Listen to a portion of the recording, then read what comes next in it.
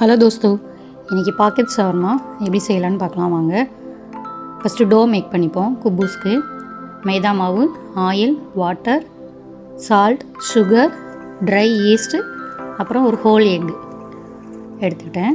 நான் ஒரு 3 cup of மைதா மாவு போட்டு ஒரு 250 கிராம் அளவுக்கு மைதா மாவு, அப்புறம் ஒரு ஸ்பூன் சால்ட்டு, ஒரு spoon sugar, half spoon east, அப்புறம் ஒரு எக்கு எல்லாத்தையும் உடச்சி போட்டு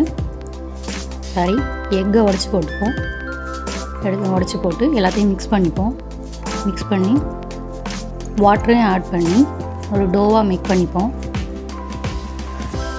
இதுக்கு என் பொண்ணு ஹெல்ப் பண்ணிகிட்டு இருந்தா. எல்லாமே அவளும் போடுறேன் அப்படின்ட்டு இருந்தா. நானே இந்த டோ மேக் பண்ணுறது ரொம்ப பயப்படுவேன். ஏன்னா ரொம்ப ரப்பரி ஆகிடக்கூடாது, ரொம்ப ஆயிலி ஆகிக்கூடாது அப்படின்ட்டு. அவளும் ஹெல்ப் பண்ணால். சரி, அவளோட ஆசைக்காக நான் சுகர் போடுறதுக்கு அவள் கையில் கொடுத்துருந்தேன்.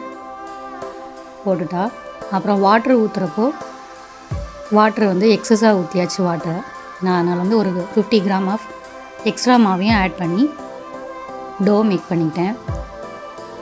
என் குட்டி பொண்ணுக்கு இந்த டோ மேக் பண்ணுறப்போ அவளுக்கு ரொம்ப பிடிக்கும். அவளும் உட்காந்து ப்ளே பண்ணிகிட்டு இருப்பாள். டோ மேக் பண்ணிவிட்டு அந்த டோவை மேலே ஆயில் அப்ளை பண்ணி சைடில் எடுத்து வச்சுருவோம். அது கொஞ்சம் நேரம் ஊறினதுக்கப்புறம் புஷ்ஷுன்ட்டு வரும். அது பார்க்குறதுக்கே அவ்வளோ அழகாக இருக்கும். ஆயில் அப்ளை பண்ணி ஏர் போகாமல் பார்த்துக்கணும். ஏர் போச்சுன்னா மேலே உள்ள லேயர் அப்படியே ட்ரை ஆயிரும். நான் ஒரு கிளாத் போட்டு க்ளோஸ் பண்ணிட்டேன். அப்புறம் உள்ளே வைக்கிறதுக்கான ஃபில்லிங் ரெடி பண்ணுவோம். சிக்கன் நான் ஒரு 250 கிராம் அளவுக்கு சிக்கன் எடுத்துருந்தேன். நல்லா தண்ணியை நல்லா வடித்து எடுத்துக்கோங்க. ஒரு ஸ்பூன் இஞ்சி பூண்டு பேஸ்ட்டு, தயிர், அப்புறம் சிக்கன் 65 கபாப் மசாலா தான் நான் இன்றைக்கி யூஸ் பண்ணேன். நீங்கள் உங்களோட சிக்கன் 65 என்ன மசாலா யூஸ் பண்ணுறீங்களோ அதையே யூஸ் பண்ணிக்கோங்க. எல்லாம் போட்டு மேரினேட் பண்ணி அதையும் சைடில் வச்சுப்போம். அது கொஞ்சம் மேரினேட் ஆனதுக்கப்புறம் நல்லா அதுவுமே நல்லா சாஃப்டாக இருக்கும். தந்தூரிக்கு நல்லாயிருக்கும். அப்புறம் நான் ஒரு ஹாஃப் கேப்சிகம் எடுத்துக்கிட்டேன். பொடிசாக கட் பண்ணிக்கிட்டேன். உங்களுக்கு கேப்சிகம் டேஸ்ட்டு பிடிச்சிருந்துச்சுன்னா ஃபுல் கேப்சிகம் கூட எடுத்துக்கலாம். கலராக கேப்சிகம் கிடைக்கும்ல, அதையும் நீங்கள் யூஸ் பண்ணிக்கோங்க. நான் ஒரு குட்டி பீஸ் கேபேஜும் எடுத்துக்கிட்டு ஒரு கேரட்டையும் துருவி எடுத்துக்கிட்டேன். ஃபில்லிங்க்கு இதுதான் ஆட் பண்ண போகிறேன் நான். நெக்ஸ்ட்டு ஒரு வெள்ளரிக்காவும் இருந்தது. அதையும் குட்டி குட்டி பீஸாக நான் கட் பண்ணி வச்சுருந்தேன். அதை நான் ஆட் பண்ணலை. அப்புறம் மயோ செய்கிறதுக்கு பார்க்கலாம். இது வெஜ்ஜு மயோ. கேஷ்யூ நட் ஒரு 25 நம்பர்ஸில் உள்ள கேஷ்யூ நட் எடுத்து ஹாட் வாட்டர் போட்டு கொஞ்சம் 10 நிமிஷம் ஊற வச்சுப்போம். அப்புறம் அந்த கேஷ்யூவை மிக்சியில் போட்டு கொஞ்சம் ஆயில், சால்ட்டு, கொஞ்சமாக சால்ட்டு, சுகர், பெப்பர். நீங்கள் கார்லிக் வேணும்னா கார்லிக் கூட ஆட் பண்ணிக்கோங்க. நான் கார்லிக் இன்றைக்கி ஆட் பண்ணலை.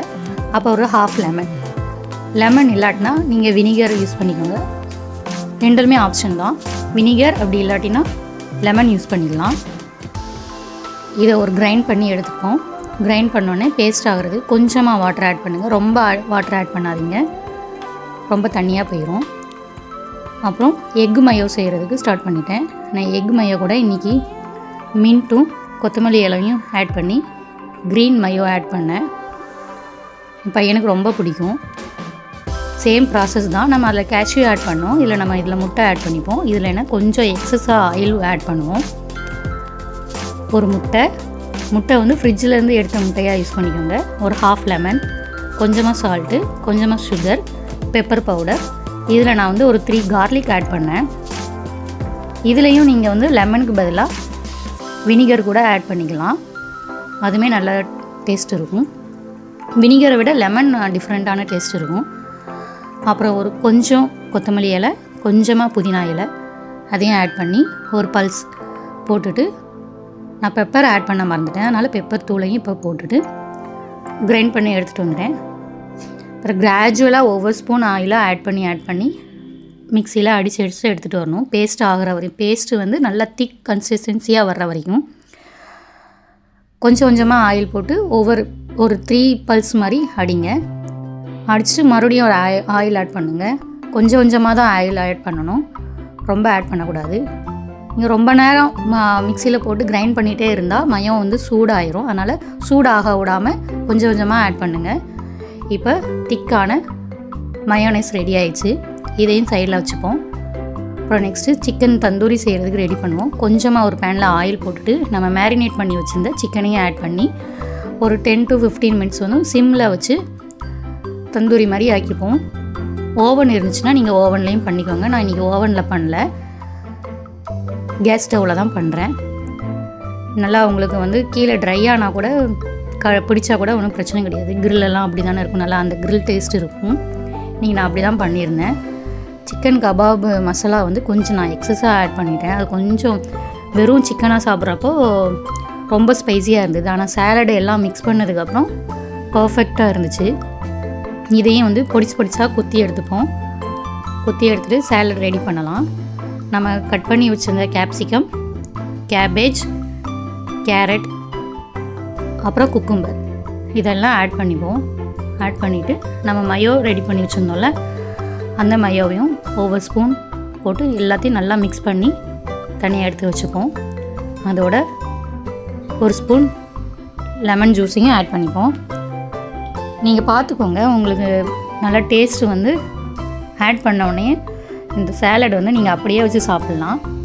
இந்த சேலடு வந்து நீங்கள் வெஜ்ஜு சாண்ட்விட்ச் யூஸ் பண்ணுறதுக்கும், வெஜ்ஜு சாண்ட்விச் இல்லை, நம்ம சிக்கன் ஆட் பண்ணிட்டோம், அதனால் சிக்கன் மயோ சாண்ட்விட்சை ரெடி பண்ணுறதுக்கும் நீங்கள் வந்து யூஸ் பண்ணிக்கலாம். இதுவும் செம்ம ஃபில்லிங்காக இருக்கும் சாண்ட்விச் செய்கிறதுக்கும். நம்ம வந்து இப்போ குப்பூஸ் ரெடி பண்ண ஸ்டார்ட் பண்ணலாம். குப்பூஸ்க்கு நம்ம சைடில் வந்து மேரினேட் ஆகட்டும்னு சொல்லி ஊற வச்சுருந்தோம்ல, அதை எடுத்து பார்த்தோம்னா நல்லா உப்பி வந்திருக்கும். ஒரு டிஷ்ஷும் கொடுத்துட்டு குட்டி குட்டி பாலாக ரெடி பண்ணி வச்சுப்போம். குட்டி குட்டி பாலாக ரெடி பண்ணி வச்சுட்டு எனக்கு ஒரு 10 பால் போல் வந்துச்சு. குட்டி குட்டியாக வரும் பாக்கெட் சைஸில். சரி, பாக்கெட் சைஸில் வேணும்னா குட்டி குட்டியாக போட்டுக்கலாம். பெருசாக சவர்மா மாதிரி ரோல் பண்ணணுன்னா நீங்கள் இன்னும் கொஞ்சம் பெருசாக ஆக்கிட்டனாலே அந்த ரேப் வந்து கொஞ்சம் பெருசாகிடும்.